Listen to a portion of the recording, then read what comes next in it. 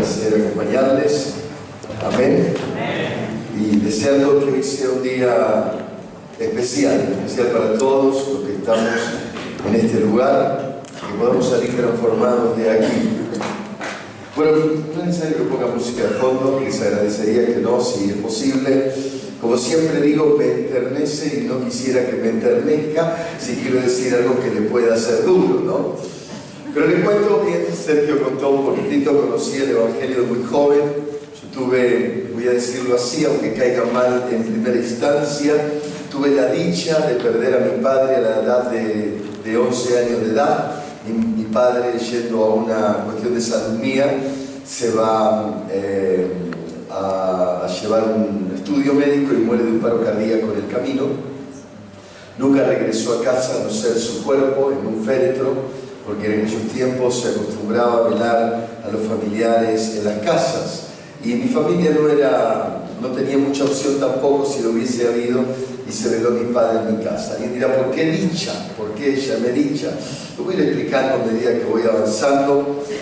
Fue muy triste para nosotros, mucha angustia, mucho tiempo de llanto. En mi casa, mi padre era un buen padre, era la fortaleza de mi casa. Era realmente que nos hacía sentir protegidos, seguros. No sé si era tan excelente como muchos pensarían un padre, pero para mí sí lo era. La cuestión que desde mis 11 años de edad queda un vacío muy grande en mi casa. Mi madre no paraba de llorar, mi hermana entró en un proceso de rebeldía, ella tenía 18 años, en una etapa de mucha rebeldía hacia mi madre y demás, hasta que a los 13 años, trabajando en un local de muebles de artículos del hogar y demás, yo tengo la dicha de conocer un hombre que había conocido el Evangelio. Había algunas particularidades de este hombre que me impactaron. Este hombre era un hombre que cantaba mucho, era un hombre que uno lo veía cantando siempre, un hombre que hablaba en lenguas, se paraba en la puerta de su negocio y hablaba en lenguas. Él congregaba en una iglesia de Olivos, en ese tiempo, la famosa iglesia de los Olivos de aquellos años, del pastor Antonio Reyes. Y eso a mí me llamó mucho la atención, y especialmente cuando empecé a notar alguna característica de su vida que muchos del pueblo conocían y yo no. En el mismo tiempo que había muerto mi padre, es decir, 2 años atrás, a ese hombre se le había muerto una hija de 6 años por causa de una leucemia. Esto produjo un impacto en mí, porque yo pude ver un hombre diferente, un hombre distinto, y un hombre feliz a pesar de todo eso. Mi casa no era feliz. Así fue que pasé cerca de 4 años, en realidad 3 en primera instancia, hasta que, luchando con mi madre, que era católica, apostólica, romana, aunque fuéramos una vez al año a la iglesia, luchando para que ella me permitiera acercarme a la iglesia. Este hombre me había dicho una verdad bíblica: honra a tu padre y a tu madre, y lo único que me quedaba era mi madre. Así que con mis 13, 14, 15 años empecé a entender que una de las cosas que Dios quería era honrar a mi madre. Creo que varias veces hasta mis 17 años, cuando me entregué completamente, hice la oración de fe. Pero a los 17 años, a los 16, visité la iglesia de los Olivos, vi toda esa gente cantando. Yo quería tener lo que esa gente tenía, mi familia no lo tenía. Y un año después, en una iglesia local, hago la oración pública de aceptar a Jesús como Salvador. La cuestión que fue muy bonito, estuve comprometido, me entregué al Señor, empecé con mis 17 a servir en pequeñas cosas. Creo que a los 18 empecé a servir al Señor, y ahí comenzó una etapa muy bonita en mi vida. Vuelvo a los 18 años, me acerco a la iglesia de los Olivos, ya tenía solvencia económica, trabajaba por mi cuenta, con más libertad económica, y empecé a congregar en esa iglesia que era la que siempre deseaba congregar. Ahí fue que empezó en mí una pasión. En realidad la tuve desde el día que me entregué. Esa pasión de poder alcanzar al pecador y llevarlo a Jesús. Poder encontrar esa persona que estaba como yo. Yo no era un drogadicto, no era un delincuente, no era un criminal, nada por el estilo, no había salido de la cárcel, no era un alcohólico perdido, pero sí mi corazón estaba vacío. Gracias a esa partida de mi padre, la cual me costó décadas entender, porque no entendí el porqué, hasta muchos años después. Gracias a esa pérdida de mi padre, esa partida, esa salida de casa, yo entendí que gracias a eso llegó Jesús. Y la verdad es que algunos por ahí acá no entienden demasiado de esto, algunos se quedan siempre anclados en una historia pasada.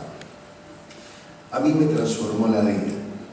Esa alegría que tenía la gente en aquel lugar, en el día que me entregué a Jesús en esa iglesia, me transformó la vida, me transformó. Yo salí de ahí distinto. Fue una oración que no sé si habrá durado 30 segundos o un minuto, y mi vida fue totalmente diferente. En esos pocos segundos cambió mi historia. Yo salí de esa iglesia sabiendo que me iba al cielo. Fue tan simple que sabía que si recuerdo el momento de salir por la puerta de la iglesia, estaba llegando al portón de la iglesia, tenía 17 años, y entender que si en ese momento daba algo de mi cuerpo y caía bajo la rueda de un camión en marcha y tenía unos minutos de estar con vida, sabía claramente que me iba a ir con mi Salvador. Era tal la seguridad que también creció en mí un sentir de no perder a una sola persona sin hablarle de Jesús. Y ahí en medio de mi debilidad, no era seguramente como muchos de ustedes, era una persona media tímida, envuelta en algo de cobardía y algo más, pero a pesar de todo eso, buscar la manera de llevar el Evangelio a alguien sin necesidad de estar tan tecnológicamente preparados como lo podemos estar hoy. Buscaba la manera y la forma de entregar un tratado en cualquier lugar, aunque era medio cobarde para eso. Me recuerdo ir en el colectivo y tratar de tener debajo de mi pierna algún tratado, y cuando me levantaba para bajar ahí quedaba el tratado, que no me preguntaran nada, porque no era muy hábil para responder. O marchar y buscar, no esperar el colectivo desde la autopista hasta mi casa y caminar unas 10 cuadras para poder dejar en algún frente de alguna casa un tratado. Luego un día llegó que teniendo 18 años alguien me invitó a predicar en la calle. Recuerdo que un joven me insistía: Walter, vamos, dale. Y agarramos, fuimos a predicar, y estuve con 18 años en una estación de trenes, nuevamente lo digo, con cierta cobardía y temor, entregando trataditos como un joven más en aquel lugar. Y el muchacho que estaba al frente de ese movimiento me decía: Walter, es el día que tenés que dar el mensaje, hablar de tu testimonio. Yo decía: no, que voy a dar mi testimonio, no tengo el mensaje, no tengo nada, no, que lo haga otro. Primero usted dijo: está bien. Segundo, con un poco de enojo. Y por último, después de 3 o 4 veces, me dijo: mira, se acabó, ahora tenés que dar el mensaje. Y ahí me acuerdo agarrar mi Biblia, estábamos en la estación de trenes, y decirle: Señor, dame una palabra, y moverme de un lado para el otro y decirle: Señor, dame una palabra, hasta que abro la Biblia y salta un versículo que alguno conocerá muy bien, en el libro de Isaías, capítulo 58.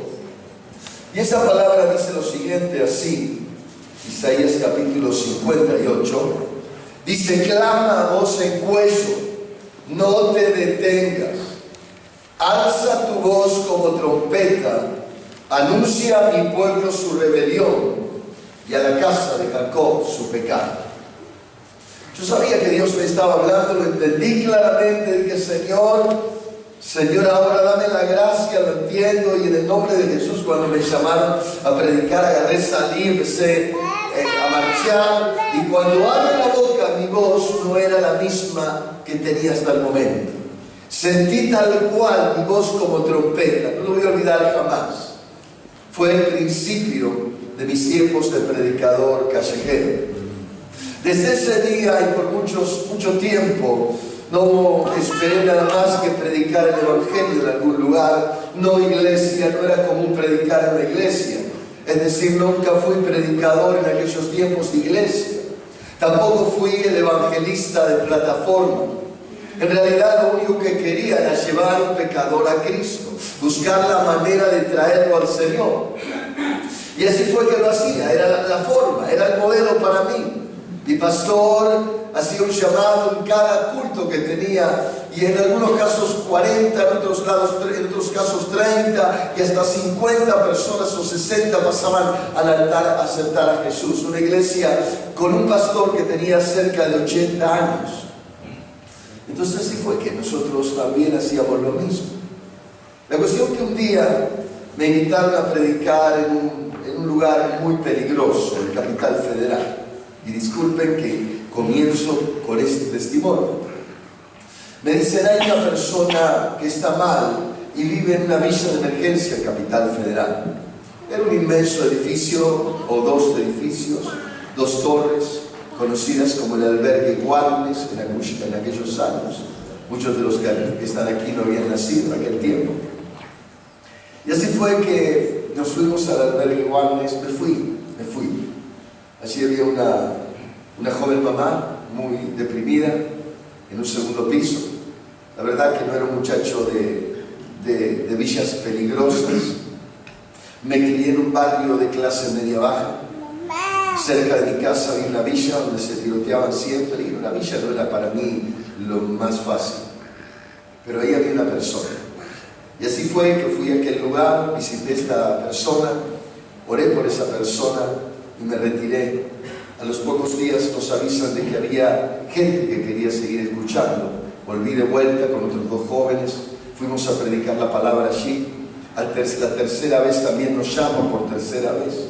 Y ya empezó a venir más gente, consiguieron un salón en el segundo piso, nos unimos en ese lugar, empezamos a predicar 5, 10, 15, 20, 30, 40. Hicimos un desayuno para los chicos, empezaron a venir niños. Y el grupo empezó a crecer y a crecer. La cuestión que no pasó mucho tiempo hasta que eso ya estaba establecido, había 60, 70 personas. Y en ese momento uno de los compañeros de trabajo donde yo trabajaba en una empresa automotriz muy cercana a mi casa hoy en día. Y esta persona me dice, hubo un accidente de un compañero y sería lindo que lo vengas a ver. Y así fue que fui a visitar a este compañero. Su esposa estaba mal por un accidente muy quebrada. Y cuando oramos sucede un milagro. Esta persona es sanada milagrosamente. Sus huesos restaurados. Tenía vidrios incrustados en su cuerpo que necesitaban operación. Empezaron solos a salir hacia afuera. Y así fue que a la semana siguiente varios vecinos querían escuchar la palabra. Y así que vuelvo la semana siguiente después de mi trabajo. Y se empieza a unir más gente, y más gente, y más gente. La cuestión que llegó a un punto que en esa casa había cerca de 20 personas, ya no daba para más. Tengo la oportunidad de renunciar a la empresa donde trabajaba y llevarme un dinero. Y con ese dinero compramos un terreno para empezar una iglesia. Y así fue que empezamos a conocer primeramente solo, luego mi esposa me acompaña, pero en un principio solo. Empezamos a predicar con el grupo que estaba presente en ese terreno, sin importar qué teníamos. No teníamos techo, no teníamos paredes, no teníamos nada. La luz que teníamos era de mercurio, la pequeña cobertura que teníamos era un árbol, y ahí empezamos a predicar a Jesús. Y sucedió algo, la gente empezó a ser tocada por Dios, los vecinos lo veían, era como un teatro gratis. Se manifestaban y la gente veía ahí echando fuera demonios al aire libre. La gente salía a ver el show parada ahí en el porche de su casa. En nuestra manzana había solo 3 propiedades vendidas y una de ellas era la de la iglesia. Y así comenzamos a edificar la iglesia. El número siguió creciendo. Empezamos a edificar la iglesia, poner los cimientos. No teníamos agua para nada, no teníamos un pozo propio. Esperábamos que lloviera para sacar agua del pozo, hacer los bastones y empezar a trabajar y hacer todo esto. Pero lentamente empezó a crecer y a crecer. En un momento, cuando ya éramos un grupo de 40, 50, a alguien se le ocurre, fue mi esposa en realidad, me dice: Walter, me encontré con una persona en la estación que vende, en el supermercado, que vende carpas. Dice, si quisieras una. Y le dije, me gustaría, hablé con el grupo de congregantes, ya estábamos con una casilla, la casilla era muy divertida, adorábamos a Dios en aquel lugar, llovía y llovía más adentro que afuera porque lo habíamos armado nosotros. La gente caía tocada por el Espíritu, quedaba totalmente embarrada, ahí se danzaba, se adoraba, y bueno, todo fue algo muy, muy particular y muy bonito lo que Dios hizo en aquel tiempo. Pero ya no daba para más. Entonces decidimos ir al centro de la ciudad, compramos una carpa, empezamos a reunirnos en ese lugar, y un grupo de 100, 150, 200, 300 y tal vez un poco más también empezaron a venir a esa carpa. Venían todos los delincuentes de la ciudad, venían los alcohólicos, venían los criminales, tal cual se lo digo.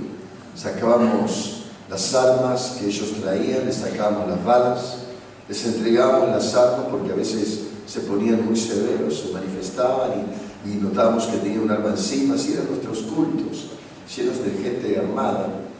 Venían prostitutas, venían homosexuales, venían umbandistas, nos tiraban con sus sillas, con las sillas nuestras. Recuerdo una noche terminó el culto, se había ido la mayoría de la gente y vinieron un grupo de 10 umbandistas y nosotros estábamos adelante, no sé, estábamos orando, cantando, que era como la 1 de la mañana, y empiezan a tirarnos las sillas. Y nosotros solo levantando las manos empezamos a marchar hacia ellos en el nombre de Jesús. Y lo lindo es que las sillas pasaban para un lado, para el otro, pero no nos tocaban. Y cuando nos acercamos a ellos, los 8 o 10 que había, se empezaron a manifestar todos. Y ahí hasta las 3, 4 de la mañana haciendo liberación. Así fue como comenzó nuestra congregación. Nuestro trabajo con la gente fue muy particular, creo que fue muy marcado por el amor. Cuando ni siquiera teníamos templos, llegaron nuestros primeros alcohólicos y drogadictos. Y después voy a entender por qué le cuento el testimonio. Y pensamos y dijimos, ¿qué hacemos con esta gente? Yo no sé lo que usted piensa cuando ve un mendigo y demás, pero ¿qué hacemos con esta gente? Entonces agarramos y le dijimos, dejémoslo en la iglesia, no le vamos a dejar nuevamente dormir en las calles y demás. Y así fue que en ese templo que estábamos armando en los primeros tiempos, antes de la carpa y después de la carpa también quedaron ahí, llenamos el lugar con 3, 4, 5, 10 drogadictos, alcohólicos, lincheras. Buscábamos la manera de que tuvieran que comer, cómo vestirse, cómo bañarse y demás. Y bueno, y así podría contar mucho de esto. El tiempo creció y hoy en día sostenemos un hogar de rehabilitación con unos 30. De nuestro trabajo también sale otro hogar de rehabilitación de uno de los anexos, con también un número cercano.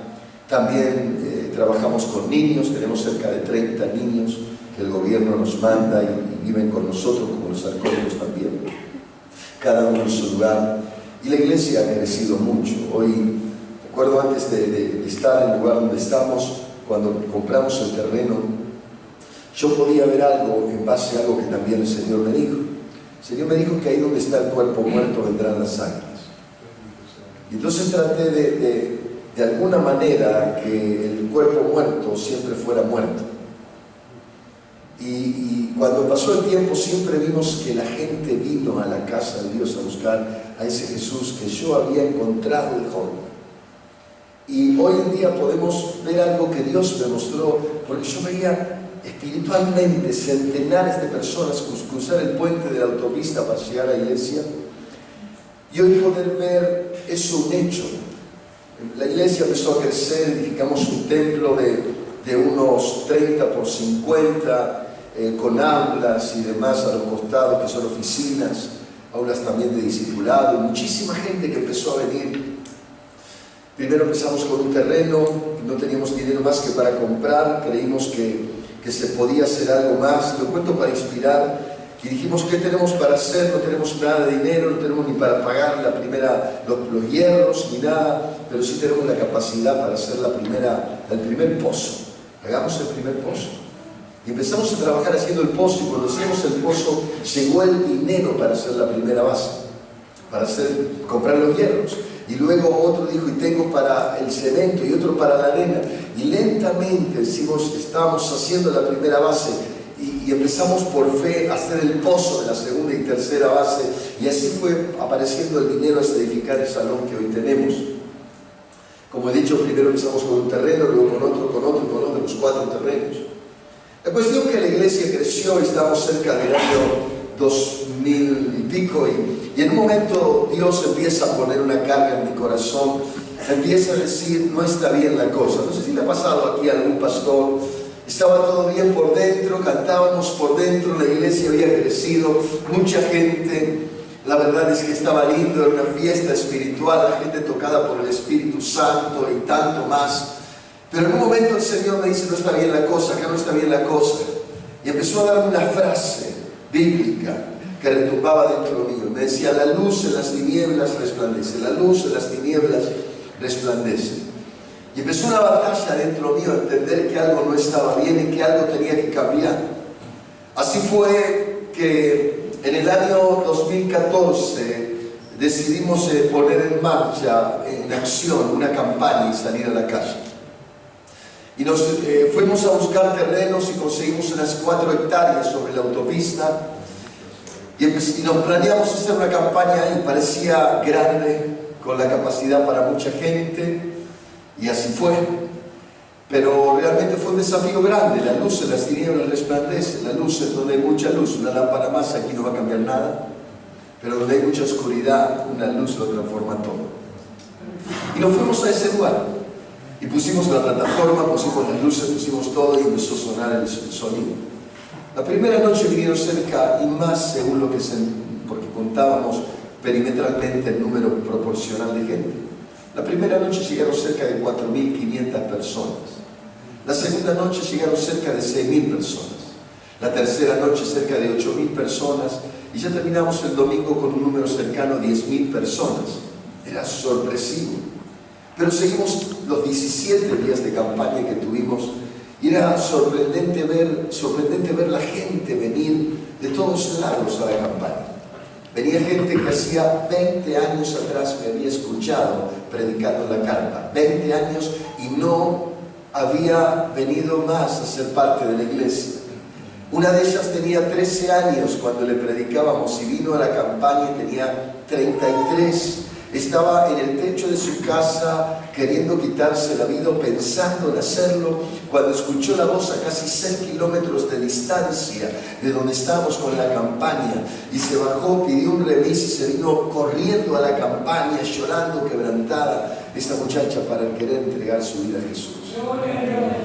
La verdad es que comenzó algo muy bonito. Terminamos con cerca de 20.000 personas en la campaña, y así año tras año hasta el presente tenemos esa campaña.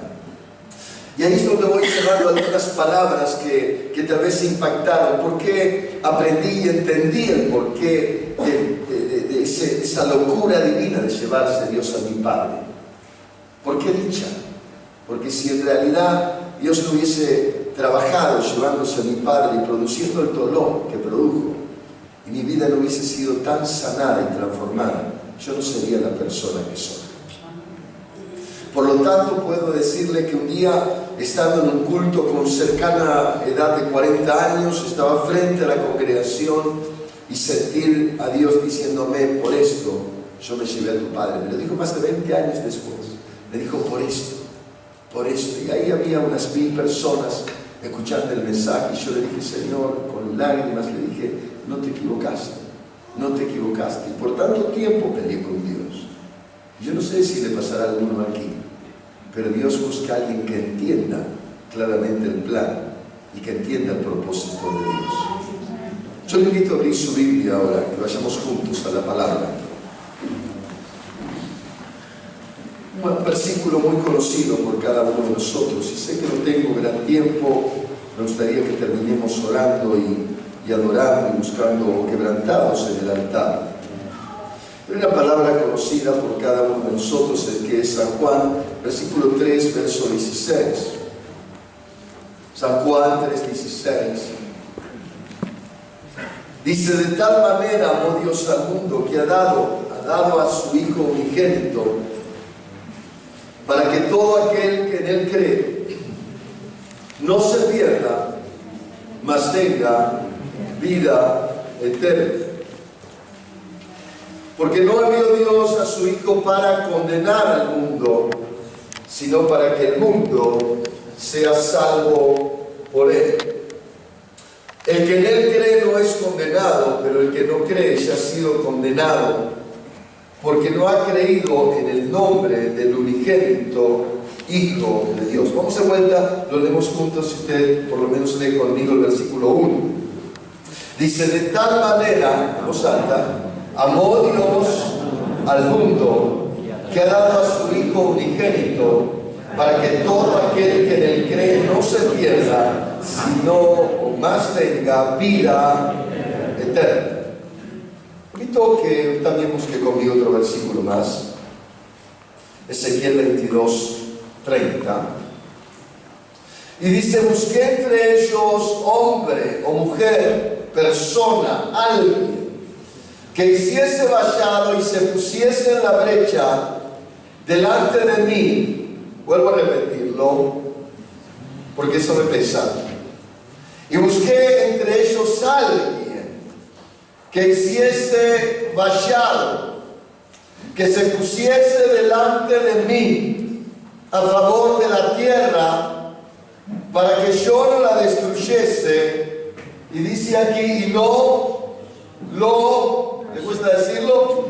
Y yo, dice aquí, no lo hallé, cuesta decirlo, no lo hallé. Si usted lee todo el capítulo, es terrorífico lo que dice. Creo que no estamos lejos de una realidad nacional o tal vez mundial de lo que está pasando. Días atrás estaba mirando una película de África y la verdad que quedé impactado. Digo, cómo nos inunda Hollywood. Estamos muy relacionados con por lo menos nuestra juventud. Tengo 3 hijos varones, los 3 están comprometidos en la iglesia. Yo creo que el Evangelio, todo lo que dice es verdad. Vuelvo a repetirlo, yo creo que todo lo que dice el Evangelio es verdad. Por lo tanto, 2 cosas entendí, que estoy empecinado, que todo lo que se cumpla en la palabra se cumpla, o lo que dice la palabra se cumpla. Y en segundo lugar, batallar contra mí mismo hasta que ese propósito de esa verdad sea vista en todos los ámbitos de mi vida. Y dentro de ello, que mis hijos sean siervos. Una batalla espiritual, carnal, anímica, con mi yo, con mi ego, con todo. Y esos 3 hijos a veces, fascinados también, uno de ellos jovencito, de la realidad de lo que muestra toda la televisión. Alguna película vemos juntos, a veces hemos ido al cine y demás, y uno vive en una etapa realmente muy especial. Yo le decía a los pastores, es la etapa mejor económica de todas las historias que he vivido en mi vida. Es decir, es el tiempo económicamente mejor en el mundo. Creo que estamos viviendo en esos tiempos. Usted dirá: pastor, está loco, una persona gana poco. Pero ¿sabe cuál es la diferencia? Cuando nosotros, los que tenemos más de 50, éramos jóvenes, una camisa era elástica. Se la compraban cuando tenía 6 y hasta los 12 le duraba más o menos. Las zapatillas, usted calzaba 36, se compraba 39 para que hasta los 42 le durara, se tenía que estirar. En realidad era otro tiempo, no había celular, no tenía que cambiar modelos de celular, no había televisores, no había que cambiar modelos de televisor. El televisor primeramente no existía, segundo había blanco y negro, después apareció el de color y ahí la gran carrera de modelos hasta llegar a los de hoy, que son tan impresionantes igual. La verdad es que hoy el ser humano, el problema no es que no tiene dinero, sino que gasta demasiado. Antes, para cambiar el traje tenía que esperar que algún finado de la familia le pasara la ropa. Entonces probarse a ver si le quedaba y demás, porque no había dinero, no era lo normal. Pero los años fueron pasando y hoy usted quiere, va y se compra algo. Los calzados, no era normal tener muchos calzados o tener calzados así como hoy. Las zapatillas eran las comunes y después las comunes. El que tenía algo de dinero era de alguna manera medianamente rico, podía comprarse algo que viniera de Europa, alguna Adidas y demás. No era lo normal de nuestro país. Por eso puedo decirle, estamos en el tiempo económico donde el problema no es que no hay plata, sino que nos han metido en la cabeza que hay que gastar. ¿De dónde vino todo eso? No lo sé. Creo que de mi parte, sacando alguna pequeña conclusión, Estados Unidos, Europa nos han dicho que hay que cambiar constantemente. Y el traje de hace 10 años atrás no concuerda con la moda 2017. Entonces tiene que cambiar el modelo. Y es así. Estamos corriendo tras modas. Las mujeres hoy se planchan el pelo y cuando se compró la planchita salieron los rulos. Entonces tiene un problema, dice que rizarse de vuelta el pelo. Y así está la cosa, es como que nos hacen gastar. Y cuando vi esta película de África me metí en la realidad, que la verdad es que poco la conocemos, la historia de lo que es la guerrilla y todo lo demás, una realidad que nos cuesta ver, porque aunque tenga que irse a su casa, aunque sea un mate cocido, pero la realidad es que hay miles de personas que no tienen nada. Lo más triste de todo esto, y perdóneme si tal vez soy un poco complicado, aquí hay hombres de renombre, también seguramente mujeres, pero lentamente todo lo que llamamos iglesia fue cambiando y se fue transformando desde todo nivel religioso, católico, evangélico, a niveles distintos. Penosamente lo evangélico creo que fue cambiando demasiado. En los años 70 la iglesia oraba y ayunaba para que Dios convirtiera al país. El hecho de salir afuera y predicarle a alguien era un placer. Pero los años fueron pasando y aquí no hay ningún responsable exclusivo, aunque nombre a algunas personas. Luego aparece un gran ministerio, Carlos Anacondia. Hasta ese momento estábamos todos predicando en la calle de la manera que pudiéramos, pero trajo una explosión de evangelismo. Y por primera vez en mi vida, año 1981, fui parte de una de sus campañas y poder ver la gente, 30.000, 50.000 personas reunidas. Nunca había visto algo así. Y pastor decía que era del diablo eso, y la verdad es que poco me interesaba porque yo veía a Dios en ese lugar. Iba con miedo porque respetaba muchísimo a mi pastor, pero yo quería ver a Dios obrar en ese lugar. Cada vez que abría la boca el predicador, cientos de endemoniados se manifestaban. Nunca lo había visto así. Algo espectacular, impactante. Decían que cerca de 2.000 endemoniados por noche entraban en esa carpa de liberación. Milagros sorprendentes, muelas emplomadas en plata, en oro, en platino. Los dentistas comprobaban en sus pacientes que algo había sucedido en la campaña. Personas sin huesos craneanos aparecían con el hueso reconstruido. Algunos tenían platino y luego aparecía hueso nuevamente. Los doctores no entendían. Órganos extirpados que según la medicina decían habían aparecido otra vez más. Paralíticos volvían a caminar, ciegos volvían a andar. Fue maravilloso. Viví un tiempo hasta el año 1987 acompañando las campañas cercanas que este hombre hacía. Trajo una gracia especial sobre mí, ese contacto con la campaña. En el año 1992 vi un despertar muy bonito a través de otro predicador argentino. La gente empezó a fluir hacia su iglesia. Se hablaba de la unción del Espíritu Santo, el pastor Claudio Freixo. La verdad que fue maravilloso. La gente se reunía en la iglesia. Creo que fue la era en su iglesia. Creo que fue la era donde los pastores empezamos a entender cómo podíamos modificar las iglesias. ¿Qué debíamos hacer para anunciar nuestras iglesias? Él era de alguna manera un modelo de iglesia. Empezamos a ver que había mejores luces, que había mejores equipos de audio y otras iglesias empezaron a crecer, la gente tocada, muchas multitudes en la iglesia. Y los años fueron pasando. Pero llegado el año 1997, 98, fue como que la unción fue cambiando, tal vez dirá alguien. Las iglesias fueron creciendo económicamente, cada vez más maquilladas. Nuestros cultos fueron cambiando, los coritos fueron cambiando, los himnos se fueron dejando, fuimos dejando muchas cosas.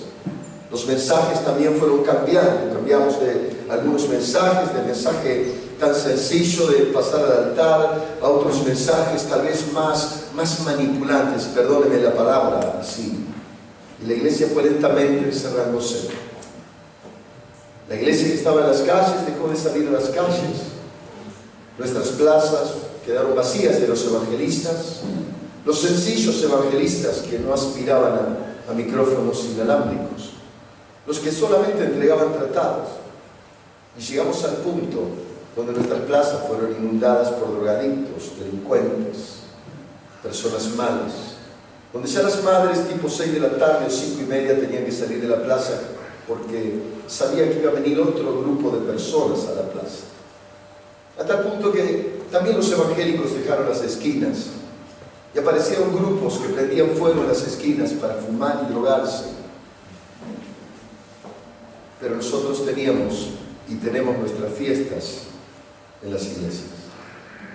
Nuestros oídos lentamente se fueron cerrando. Soy pastor de un hogar de niños. Tenemos un hogar de niños.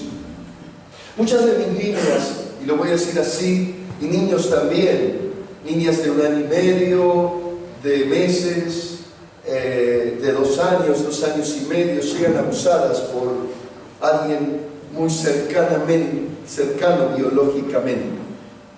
En otros casos, sencillamente por un padrastro. Y uno puede ver esa criaturita pequeñita, en algunos casos ya infectada, que antes de llegar tiene que permanecer internada durante días para que los médicos puedan sacar esa infección, porque si no muere, infección vaginal. Entonces cuando uno ve todo eso, es como que se pregunta, está todo bueno lo que hacemos, pero ¿es efectivo? ¿Está cambiando nuestra sociedad? Me doy cuenta que todo esto, a veces me pregunto, y voy a hablar con claridad, alguien se preguntará, miraba el lobo, lobo tuve la dicha de llevarlo adelante, de hacerlo con un grupo de... Cuando me entregan evangelismo en un muerto, en el año 2008, 2006 más o menos, y tuvimos que resucitar evangelismo, y para cómo no había, la comisión no era muy sólida. Agradezco a la comisión presente, lo felicito por su vida. Pero sí empecé a entender y empecé a notar que estábamos muy bien en otras cosas, pero en otras estábamos mal. Que en algún momento, en los años 80, nos llamaban evangelistas, pero en algún momento eso cambió y nos llamaron evangélicos, parecido a los católicos, encerrados en 4 paredes, cantando muy bien.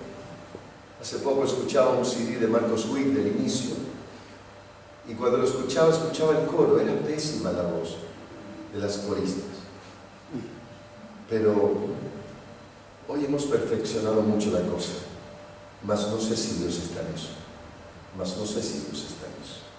estoy un poco preocupado. Dice, busqué entre ellos un hombre que hiciese vallado, alguien que se pusiese en la brecha delante de mí a favor de la tierra, uno solo, para que yo no la destruyese, y no lo hallé.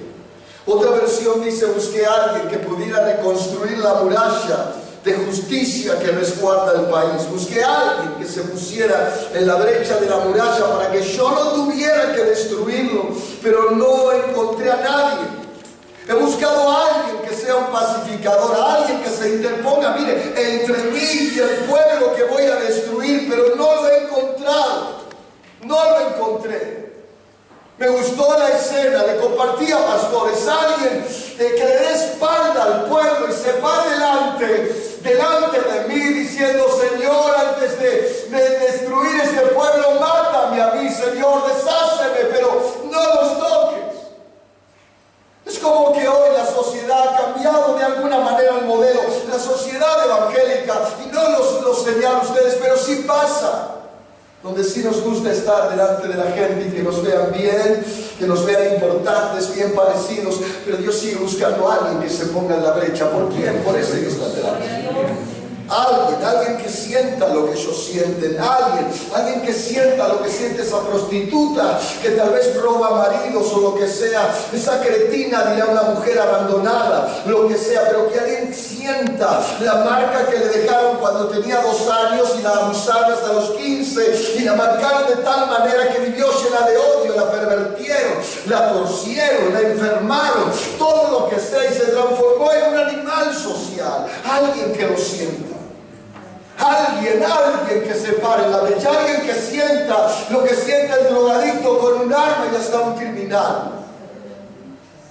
Pero algo pasó, no sé lo que pasó. Creo que nuestros zapatos o nuestra ropa, nuestro auto, nuestro templo, nuestro maquillaje, lo que sea, nos fue quitando lentamente lo simple de una pasión. Una pasión que movió el cielo, una pasión que movió un hijo de Dios y que hizo que viniera por esta miserable humanidad. Algo pasó en la iglesia. Filipenses dice: haya pues en vosotros este sentir que hubo en él. Mas muchas veces me pregunto si ese sentir está. Me pregunto si está. Cuando estaba en este congreso no me interesa realmente salir mucho de mi zona. Tengo muchos perdidos para ganar en mi iglesia. No sé si alegre o penosamente me han invitado demasiado en estos años a predicar, en estos últimos 2 años, año y medio, a predicar fuera del país y del país. Pero cada vez que salgo digo: Señor, tengo mucho trabajo en mi zona. Señor, hay mucho que hacer en mi zona. Y cuando me dijeron de estas reuniones, dije: Señor, la verdad es que creo que hay gente mejor que yo que pueda hablar.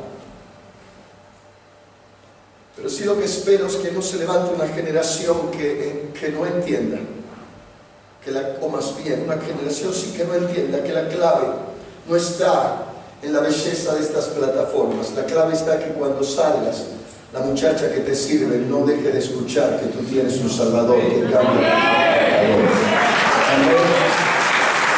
El concepto que está en la puerta, sepa que hay un Salvador, sepa que hay un Rey, Señor. Yo quiero bajar unos minutos de aquí y ponerme ahí adelante.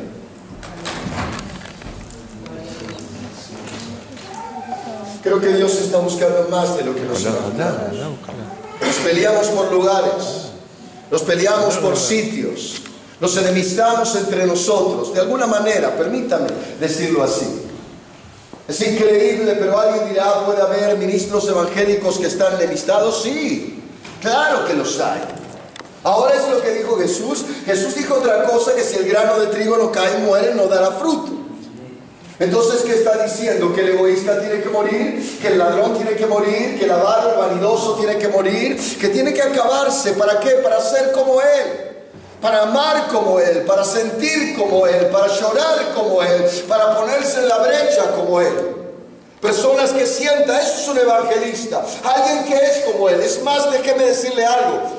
Hace días atrás, en una charla con un ministro, hablamos de un ministro que decía: yo soy maestro. Eso es verdad, cada uno puede desarrollar su don de la manera, pero la Biblia dice que el evangelio, todo el evangelio, solamente tiene 2 pies: evangelizar y discipular, evangelizar y discipular. Hay algunos que evangelizan, no discipulan, y hay algunos que discipulan y no evangelizan. La iglesia tiene que evangelizar y discipular. Por lo tanto, todo ministro tiene que tener pasión por los perdidos. Todo ser humano debe sentir, cada joven del colegio, cada adulto que trabaja, debe sentir el peso de sus compañeros. No se puede llamar evangelista cuando no siente la pasión por los que están perdidos en su trabajo. No puede. Porque un evangelista tiene el sentir que tiene el maestro. No se puede ser un salvo cuando tú no sientes el dolor por otro. No puedes ser un salvo, permítemelo decir así, cuando tú no percibes, yo sé que hay alguno que tal vez no le guste, cuando tú no sientes que esos familiares tuyos están yendo al infierno. No se puede. Hay un problema tal vez con el ungido divino y esa persona, hay algo que no concuerda porque no es el mismo sentir. El sentir de cada uno de esos discípulos de la iglesia primitiva, del libro de los Hechos, fue gente que estuvo dispuesta a morir por la causa, gente que no buscó otra cosa, gente apasionada por llevar la gracia que salvaba a otros. El problema es que hoy, si me permite y me acepta que hay un problema, lentamente creo que se ha confundido de alguna forma la iglesia entre una iglesia que tiene que morir por los demás o tiene que crecer para parecer mejor y más bonita. Yo quisiera que algo cambiara. Le cuento dos escenarios y no voy a extenderme mucho más. Rompí todo esquema de prédica, no seguí ningún orden, pero creo que Jesús tampoco lo seguía. Pero hace muchos años, ahora 10 años o 12, salimos de una convención en Mar del Plata. Las prédicas muy bonitas, hermosas. Yo recuerdo y creo que todo lo que hoy soy, como dijo Sergio, por la influencia ajena, fueron fruto de esas convenciones. Esos predicadores quebraron mi corazón. Me recuerdo llorando en el altar diciendo: Señor, anhelo ver tu obra crecer. Pero una de esas noches salimos de ahí, todo bonito. Y cuando uno salía de la convención de Mar del Plata, era muy común que aparecieran jóvenes y decían: Don, estuve cuidando su iglesia. Perdón, su vehículo, su auto. Y cuando yo salía afuera, ese muchacho me le puse a predicar el Evangelio. Habían salido tal vez 3.000 personas antes que yo. Le digo: vos tenés que conocer el amor de Dios. Había estado todo el tiempo, ya quedaban pocos autos. Y me dice: Señor, yo no conozco el amor de Dios. ¿De qué me está hablando? Y le empecé a hablar de Jesús. Le dije: Jesús dio su vida para cambiarte la historia. Inmediatamente otra joven de la calle, que dormía en la calle allí, sale por detrás y me dice: Señor, yo también puedo escuchar, porque yo estoy mal y yo quisiera conocer eso que usted está hablando, porque estaba tratando de escuchar. Terminamos orando entre 3 o 4 jóvenes que estacionaban autos. Pero a pesar de lo bonito de ese momento, me quedé mal. Dije: ¿cómo nadie les habló? ¿Dónde están los que se llaman evangelistas? ¿Dónde están? Salieron 3.000. He estado en institutos y salir del instituto y decir: no importar ese que pedía una moneda y que quería algo más que una moneda, ni siquiera darle una moneda, ni siquiera darle una miserable moneda. ¿Dónde está?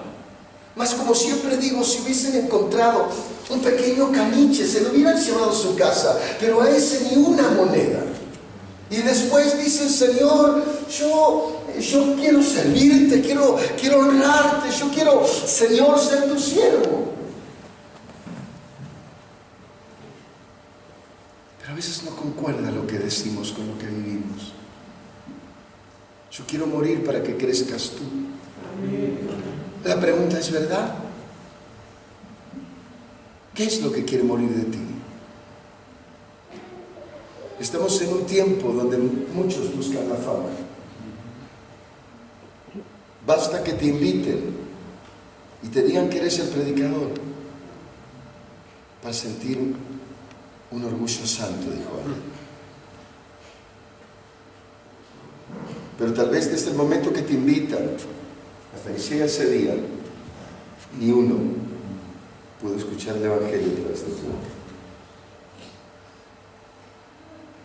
Vuelvo a preguntarme tantas preguntas. Siempre que voy a una iglesia, les digo cosas sencillas como estas: ¿cuántos hay en tu iglesia que tú ganaste durante este año? Tú eres el evangelista.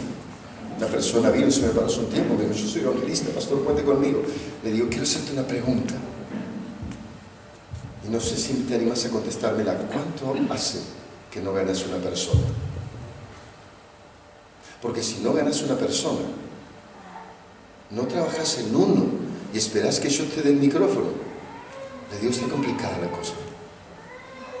Porque no es el que ama la multitud, ama a uno. Recuerdo uno que me dijo: yo no soy predicador de uno, yo soy predicador de multitudes. Perfecto. Hasta que no pasó mucho tiempo y lo vi con su nueva mujer, porque había dejado a su mujer y se fue con su secretaria. Y luego dejó a su secretaria y se fue con la tercera mujer.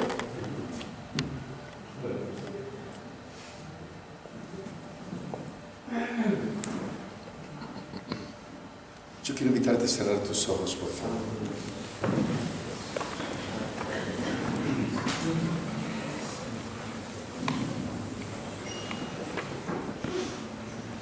No me interesa mucho conmoverte con un mensaje. Mañana tal vez podamos explayarnos un poco más. El mensaje tenía puntos, entre ellos, ¿qué me lleva a mí a ponerme en una brecha?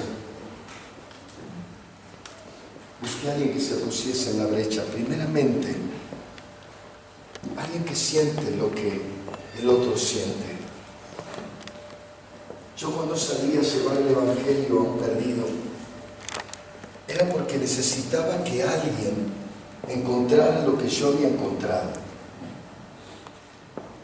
Quería que aquel que estaba sin rumbo pudiese encontrar a ese Jesús que había marcado mi vida. Y en segundo lugar, creo que era porque tenía el sentido que Dios envió primero que yo. Dios enviando a su precioso Hijo. No sé si alguna madre aquí perdió un hijo. Pero cuando uno tiene que soltar algo tan amado, no es tan fácil. Mas Dios no dudó en enviar su Hijo.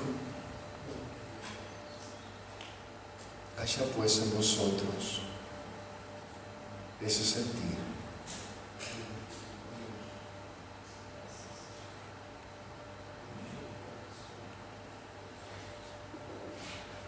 ¿Tú quieres ser un evangelista? Quisiera que el tecladista me acompañe, puede ser. Un viejo coro que dice: yo quiero más de ti, me muero para que crezcas tú.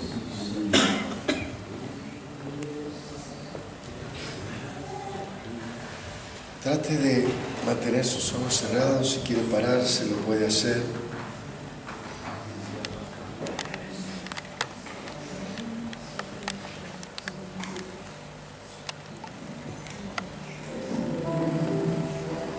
Hace unos días estaba charlando con unos pastores. Amados, escúchenme. Y hablamos de pastores que habían perdido la sensibilidad espiritual. No de personas con nombre y apellido, sino de un estado. Ministros que se habían enfriado. Ministros que ya no tienen ese ardor por dentro, no ven al perdido. Tal vez ven el escenario, pero no ven al perdido.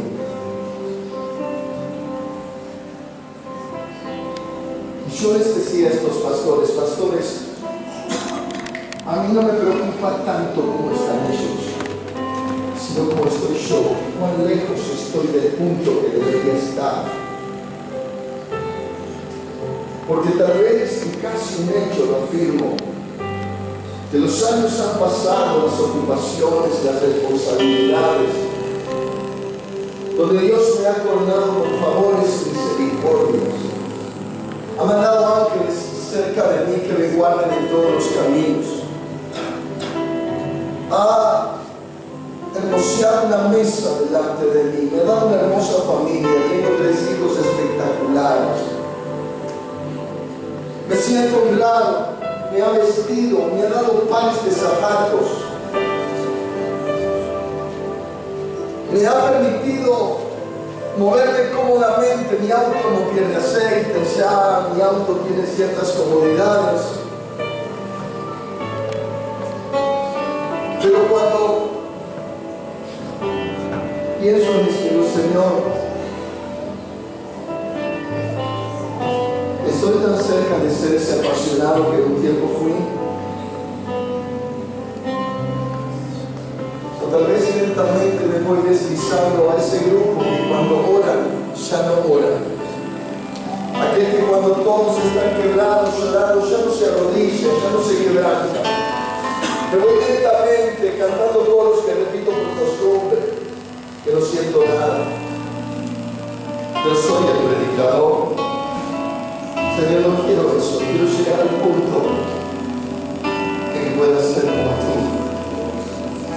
si pudiera morir, Señor, si hago ese punto, así, Señor, quisiera hacerlo.